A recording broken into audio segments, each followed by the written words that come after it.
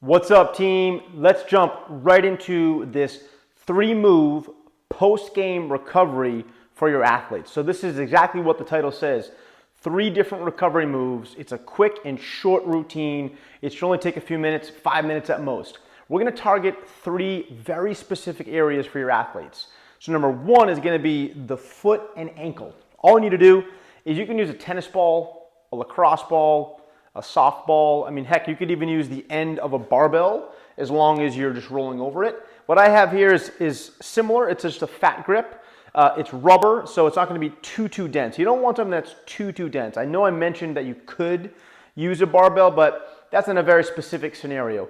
Most ideal thing to use is probably a lacrosse ball or some sort of similar soft tissue ball or device. So what we're going to do is going to take this, and what you're going to work on is just the little arches of your feet. So the heel, more so the middle of the foot, the arch area, also underneath that kind of patty tissue just before each of the toes, and also the toes themselves, rather. There's no right or wrong way to do this. Pick something that you're going to use, place your foot on it, hold something for stability. You don't want this turning into a balance drill. We want to take out the balance and stability component, grab onto something. I might just find a hot spot or a pocket. I might press down into it, might hold that there, flex and extend my ankle. I might just roll forward and back. I might take the inside edges of my inside of my foot and just kind of edge like that. I might do the outside edges. I might take those patty tissue under my toes and flex and extend my toes over. Just find an area and roll. I would say 30 seconds to 60 seconds per foot is plenty. That's the foot and ankle. That's number 1. Number 2 is working on this anterior hip compartment. So you think about the hip flexor muscles for flexibility, the hip joint for mobility, coupled with that low back region, just to open up this whole region. All we're going to do is this half kneel position.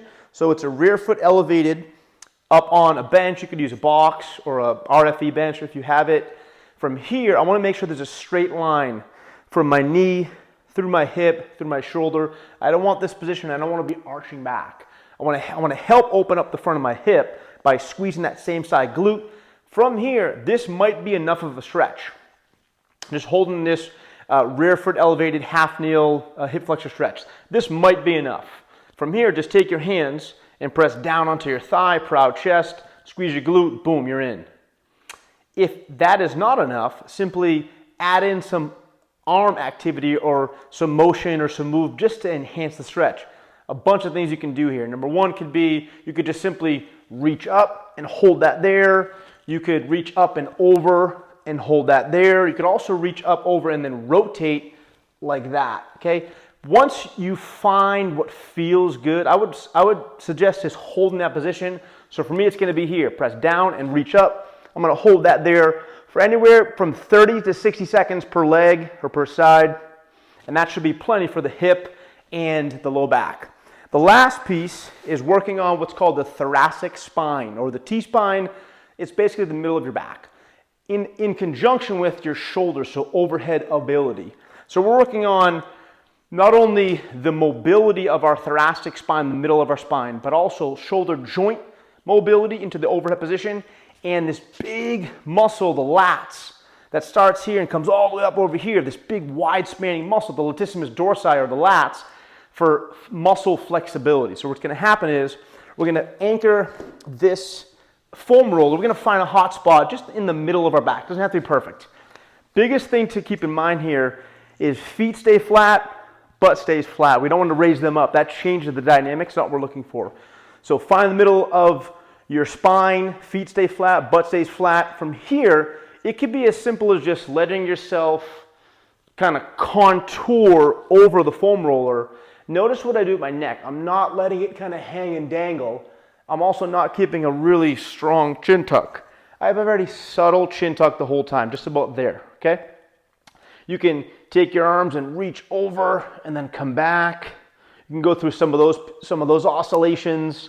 You could also just reach your arms and just stay there, okay? What you want to do is you're promoting some extension in your mid-back, upper back region, in addition to this overhead position of your shoulders. Again, feet are flat, butt is flat. You might find a pocket here and just inhale through your nose, exhale through your mouth,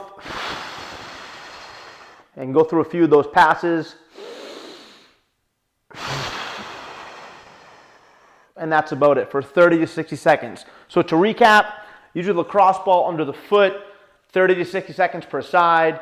That half kneel, hip flexor stretch, add in the arm pieces if you need to, 30 to 60 seconds per side.